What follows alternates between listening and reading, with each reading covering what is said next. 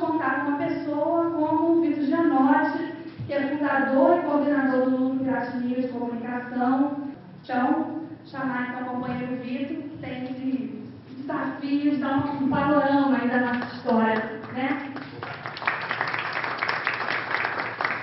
Então, seja bem-vindo, viu, Vitor? E, junto com ele, nosso grande amigo aí, Ademir Figueiredo, que é coordenador técnico de Relações Sindicais de GES. O Ademir, ele, como técnico do GES, ele assessorou todas as centrais sindicais na discussão do Fórum Nacional do Trabalho. Se acabar o imposto sindical, acaba 90% dos sindicatos. Isso é verdade. Então, se me perguntarem, você é a favor ou contra que acabe hoje, amanhã de manhã, que acabe o imposto sindical? Eu vou dizer que não vou responder, nem sim nem não. Ou melhor, vou dizer, não sou a favor que acabe amanhã de manhã. Eu sei que se acabar amanhã de manhã, 80% dos sindicatos vão ficar durante 2, 3 anos tontos, sem conseguir funcionar. O neoliberalismo exige que não exista mais sindicato. No neoliberalismo não existe o sindicato, tem que ser destruído.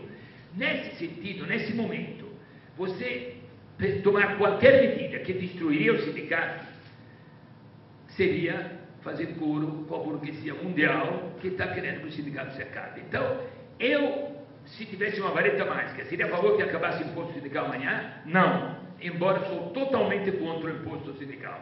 Está clara a minha posição? Agora, se você me diz que em 2, 3 anos nós podemos fazer acabar o imposto sindical, eu sou totalmente a favor. Estou deixando logo de cara clara a minha posição. Não ficar esperando o que ele quer dizer. Eu quero dizer isso. Amanhã de manhã não acaba, daqui 6 meses não acaba. Daqui 2 anos tem que acabar o imposto sindical, que não é agora que tem que acabar. Deveria ter acabado em 85, 86. Hoje nós teremos feito uma discussão mais sadia se nós tivéssemos cumprido o que nos propomos quando criamos a CUT, quando se criou um movimento, quando inventamos a década das greves, a década do maior número de greves na história do Brasil, foi a década de 80, se nós tivéssemos conseguido acabar, cumprir as decisões que tinham sido tomadas naqueles primeiros congressos, na CONCLAS, que fomos maioria, na CUT, etc., etc., hoje estaremos discutindo, estaremos certamente com um sindicalismo melhor. Essa é a minha posição. Mas vamos lá por parte, gente. Aqui a discussão é dupla, é o imposto sindical e o reconhecimento das centrais. Vamos tentar falar das duas, que vai servir para essa discussão de vocês, da discussão filia, desfilia, refilia, não filia, afinal, qual é o papel de uma central sindical hoje? Acho que pode ajudar nesse sentido. Onde que está o problema? Qual é a origem dessa? Por que hoje estamos discutindo o reconhecimento das centrais sindicais? Porque Getúlio Vargas, que Deus tenha lá onde está, ele inventou que o sindicalismo brasileiro não precisaria de central sindical, ou melhor, não deveria ter central sindical. Ele proibiu na CLT de se ter uma central sindical.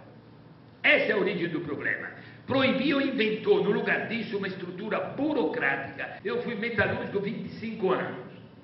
Durante 25 anos eu custeei a bandidagem da CNT, a Confederação Nacional dos Trabalhadores da Indústria. Pilantra, pelego, vagabundo, aproveitadores, corruptos. Eu sustentei. Você nunca tinha ouvido falar de CNTI, mas não era eu. Eu e os milhões de metalúrgicos comigo, em São Paulo éramos, chegamos a ser 500 mil, nós sustentávamos a CNTI sem nunca nenhum trabalhador tinha ouvido falar que existia essa tal de confederação. Quem inventou? Getúlio Vargas. Proibiu a central sindical e inventou as confederações, as federações e tal, uma estrutura pelega.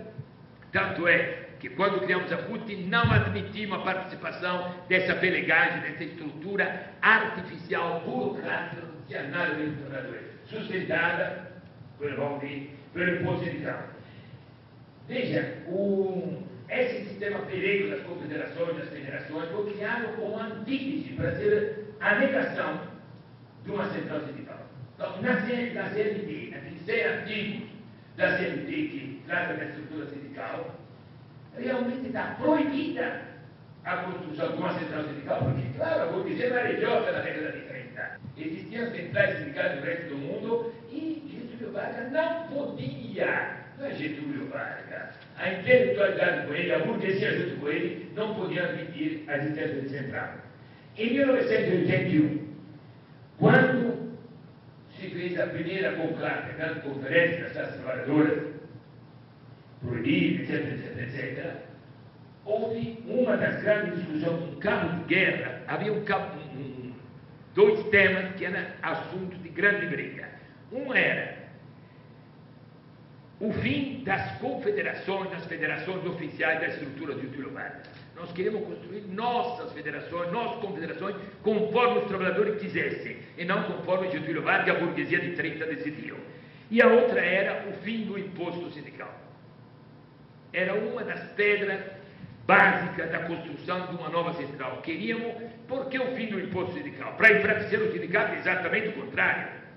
Na nossa proposta, nós estou falando dos que irão construir a ponte, era acabar com o imposto sindical para fortalecer o sindicato. Esse era o objetivo dessa discussão. Dentro da estrutura sindical que Getúlio Vargas colocou, em 1940 inventou o imposto sindical. Por que criou o imposto sindical? Por paixão pelos trabalhadores, gente. Getúlio Vargas era um burguês anti-trabalhador. Odiava os trabalhadores. Era a favor da burguesia, da grande burguesia capitalista industrial e da grande burguesia agrária, para a qual garantiu que não se fizesse reforma agrária e que não se aplicasse a lei trabalhista no campo. Era amigo dos burgueses de Getúlio Vargas, não tinha nenhuma paixão pelos trabalhadores. Então por que inventou o imposto sindical? Para ter sindicato na mão deles. Como? Qual é o objetivo? Não era um imposto para garantir a luta dos trabalhadores. Era um imposto para transformar o sindicato em postos médicos, posto de saúde para cuidar do cabelo do trabalhador, o cabeleireiro. Gostava de ver o trabalhador de bigode bonitinho, amparado, com as unhinhas cortadas. Tinha que ter sindicato, o imposto sindical para fazer exame de fezes. O imposto sindical era para fazer exame de fezes dos filhos, do trabalhador. Para assistência, cuidar dos dentes, da barba. Olha a sua barba bonitinha, aparadinha. O sindicato tinha que ter dentista, cabeleireiro, manicure, pedicure. Para isso era imposto sindical. E para fazer alguns cursos, fazer uma palestra dessa, com imposto sindical, não. Uma palestra dessa, não. Podia fazer alguns cursinhos sobre leis trabalhistas, que o doutor Getúlio deu de graça para os trabalhadores. Tinha que mostrar para os trabalhadores. Era para alguns cursinhos de leis trabalhistas, nada mais. Nada de discutir canudos, discutir reforma agrária no sindicato. Isso é política. Proibido fazer política, está escrito na CLT. Obrigada, Cris. Ademir vai fazer uso ali da técnica. Eu queria pegar um gancho aqui da fala do Vitor. Ô Vitor, eu acho que o problema é muito mais grave do que o imposto sindical. Se fosse o imposto sindical, já seria um problema. Na verdade, a questão da estrutura sindical nossa está complicada. Então, eu acho que aí a gente tem que discutir o que está atrás dessa estrutura, porque uma outra coisa que o Vitor falou, na hora que isso é jogado na sociedade, eles falam os sindicalistas. É como se todos tivessem na mesma lama, né? Todos fizessem parte desse mesmo jogo. Eu fico imaginando assim, eu sou economista. Se eu trabalho na Petrobras, o meu acordo é o acordo da Petrobras. Eu sou economista petroleiro, trabalho no setor de petróleo. Minha categoria majoritária é essa. E não o acordo dos economistas. Mas, muitas vezes, os sindicatos estão presentes. Porque é o quê? Além do imposto sindical, que querem as outras contribuições. Então, o modelo está todo, vamos dizer assim, todo desestruturado frente à realidade histórica que a gente está vivendo. E falar isso fica parecendo que você está falando mal de uma coisa que é o sindicalismo. Não estou falando mal do sindicalismo. Nós estamos dizendo o seguinte, estamos olhando para a gente mesmo e dizendo assim, olha, na nossa área tem problemas. E que se a gente não enfrentar, nós vamos ficar iguais aos outros. Vão parecer iguais aos outros. Eu quis fazer essa introdução porque eu acho que, no fundo, o grande debate é esse. O grande debate é esse porque, na verdade, esse modelo, como o Vitor já disse, ele não comportava centrais sindicais. Né? A central sindical era posta fora porque era vista como, a ideia fundamental de uma central sindical, que é, em vez de unicidade, é batalhar na unidade da classe trabalhadora. É ir para o debate da unidade do conjunto dos trabalhadores. Porque, mal ou bem, enfim, mais bem do que mal, o papel do sindicato é um papel muito localizado na categoria dele. Agora, nós precisamos de ter entidades que conjuguem o conjunto das categorias. E é esse o papel da central. Conjuga em que sentido? Há um conjunto de lutas necessárias que cada sindicato não faz isoladamente. Vou dar um exemplo recente. Com todas essas dificuldades, com todas as divergências, conseguimos, nos últimos 3 anos, reunir 7 centrais sindicais, sentar numa mesa e fazer uma campanha de salário mínimo. Que, mal ou bem, é uma campanha que deu uma melhorada no salário mínimo. Não é o ideal, não é tudo, mas o salário mínimo deu. E passou a ter uma regra de correção daqui para frente até 2011 garantido. Fruto de quê? Cada sindicato isoladamente não vai fazer isso sozinho. Essa é uma coisa típica do papel da central. Nesse momento, eu acho que isso está pouco divulgado, né? As centrais tiveram um papel nacional extremamente importante, em conjunto no Fórum Nacional da Previdência. Por quê? Embora o Fórum Nacional da Previdência não tenha avançado para melhorar nada, mas o fato de não ter perdido, pelo amor de Deus, já foi uma grande luta. Por quê? Porque há 10 anos tem uma única voz na mídia brasileira dizendo, quase que monolítica, dizendo que a Previdência vai quebrar o Brasil, que é isso, que é aquilo, que é aquilo. Foram para cima do governo para fazer uma devassa na Previdência agora. As centrais conseguiram reverter a agenda do debate na Previdência. Eles não conseguiram passar o saco de maldade que eles tinham. Eu acho que depois do Fórum Nacional do Trabalho, colocou-se uma cunha, colocou-se um debate. Colocou-se um debate pelo seguinte: no fórum, criou-se um critério de representatividade. Critério no sentido de uma base. Você só pode ter sindicato, você só pode ser sindicato se você representar. Se você não tiver representação, você não tem legitimidade. Se criou uma base mínima no fórum de 22% de filiação. Para, em 5 anos, ter 22% de filiação. Porque tem muitos sindicatos que não tem. Então, era mexer, mas mexer no tempo. Todo mundo que está no jogo vai jogar. Tem 5 anos para chegar no índice de representatividade de 22%. Se não tiver, tua base está aberta à disputa. Se combinou um modelo de unicidade com a possibilidade da pluralidade começar a existir através da disputa dentro de uma base, ou seja, que ninguém fique sendo representativo por uma outorga do Estado. Ele tem que fazer a sua condição de representar, tem que ser uma outorga da sua legitimidade na categoria. Ao mesmo tempo que se fez isso, se parcelou o fim do imposto sindical em 5 vezes também. Esse era o modelo do fórum. A cada ano você tirava 20%. Cada ano você tirava 20%.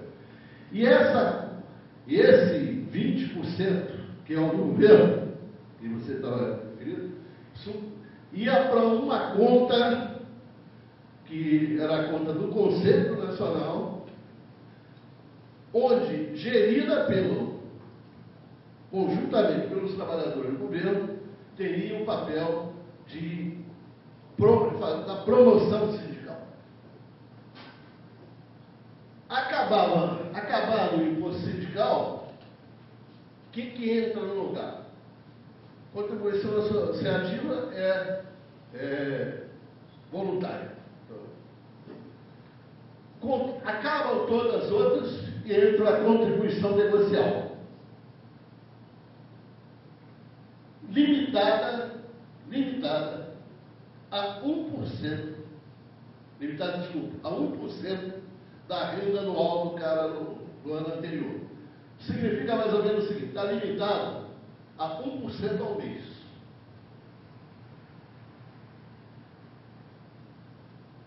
Aprovado em Assembleia, enfim, e obrigatório em lei o desconto pelas empresas, que isso é um outro problema, quando o sindicato não interessa o patrão, a luta já começa no desconto da folha. Quando interessa, ele desconta. Quando o sindicato não interessa, ele não um monte de cartinha, um monte de coisa no desconto. Então passava a ter por lei, a garantia desse recolhimento para os sindicatos independentes. Pela primeira vez se criou a figura de prática antissindicais patronais. E essa era uma das práticas, considerada prática antissindicais. Não recolheu adequadamente o acordado. Né? Qual era o barato desse modelo? Ele estabeleceu um teto. O sindicato que construísse a sua legitimidade, a sua representatividade, ele podia trocar esse seu compulsório pelo associativo, que é um pouco o que já se faz com a devolução do imposto sindical. Porque quem devolve o imposto sindical? Aquele que tem uma base associativa, porque também senão ele não vai existir. Ele tem outras formas de sobreviver, não depende do imposto. Portanto, também há uma ordem econômica, porque senão, como eu também concordo com isso, é necessário ter um tempo para que se mude essa estrutura. É uma estrutura de 50 anos, você não acaba da noite para o dia. Então, o Fórum Nacional, eu acho que ele colocou a claro a necessidade de um debate novo. E ele, de uma certa forma, mesmo certos segmentos sindicais mais tradicionais tiveram que vir no bojo do debate. Pode ser até por uma estratégia de sobrevivência, mas foram 6 centrais que articularam esse debate e acordaram os princípios que estavam ali. Né? Acordaram os princípios que estavam ali. Até porque, enfim, eu conheço um pouco o movimento, hoje em dia você também, como se conhece, mas mesmo desses centrais que tem uma certa linha, tem gente, tem trabalhador lá dentro. Tem trabalhador lá dentro. Tem dirigentes e tem trabalhadores lá dentro. Então, Às vezes dentro dela tem muita luta também. Então, é mais difícil até para ele, em alguns casos, essas circunstâncias da luta de alguns que a gente vê. Né? Mas, enfim, houve esse acordo, né? Esses princípios da representatividade, da financiamento autônomo, tudo isso foi acordado. Agora, isso também criou uma grande oposição. Foi criado um grande movimento contra. Dentro desse movimento contra, eu concordo plenamente com o que tem pessoas, tem grupos que têm uma visão política histórica do modelo e acha que é esse o modelo. E tem outros que vão na carona de que o modelo também é bom para outras coisas. Entendeu? Então tem os dois lados. Mas eu acho que essa medida recente, ela vai acender esse debate. Vai acender esse debate porque